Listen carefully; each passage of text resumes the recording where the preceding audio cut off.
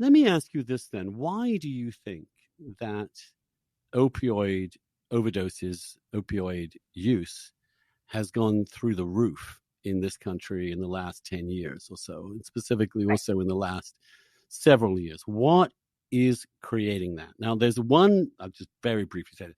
There's the one that Big Pharma got lots of people addicted to kill them. They had lots of money. That's end of story. That is one aspect of the story. Let's say, well, you can't deny that that's No. there. I mean, I'm not saying that. And It's it more was than malign and it was reckless. On the other hand, when you go back and you look at the history of this, you realize, in fact, at the time, there were lots of ideas about why this was actually a breakthrough, why, in fact, we had finally mastered the ability to end pain without creating dependence. I mean, there was a lot of stuff going on in the culture around. I mean, what I want to say about that is just that 80% of people who got addicted to prescription opioids did not have a prescription for them. Right. So the vast majority of people with pain never get addicted, even if they take it long term. And the vast majority of the people who did get addicted did not have pain. Now, this is not to say the pain relieves you of addiction risk. That is not the case. It's just more that we are targeting the wrong thing. So we just cut the medical supply by 60% since 2011. We also, during that same period, more than doubled the overdose death rate. And that was completely predictable, because if you cut off a supply and you don't offer treatment for pain or addiction, why would you not think that the illegal market is going to come in? Why did they think it was okay to do that?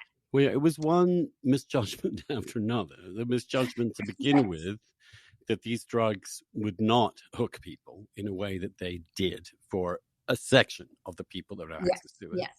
They thought actually there was arguments that these new opioids removed the high and the low, so it didn't give you the attraction to go back. There were all sorts of arguments about that. In fact, this would be a non-addictive. What I think is weird about that is, Purdue argued that, and it is actually the case, that longer acting opioids are less reinforcing, because if you do have fewer ups and downs, then you are less likely to develop craving because you're not constantly sitting around waiting. So that is a true thing.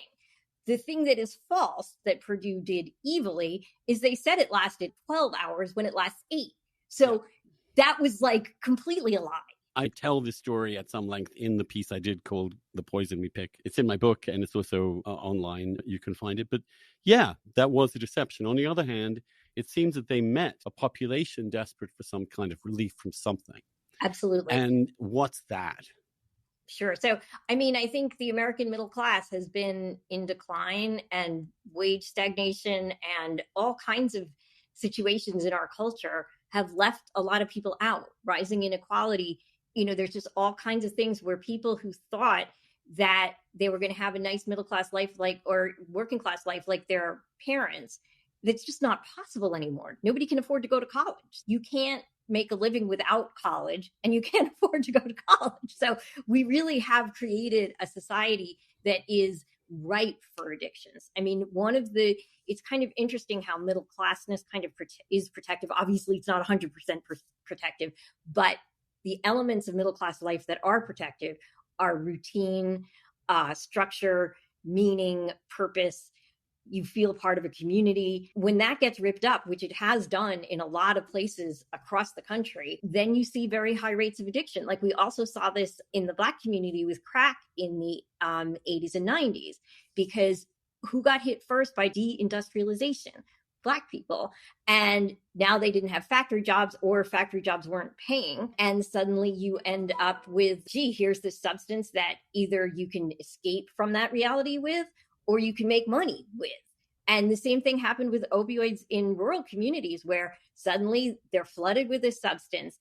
And I might add that if they were as addictive as claimed, why do people have so many leftover pills to sell? Right?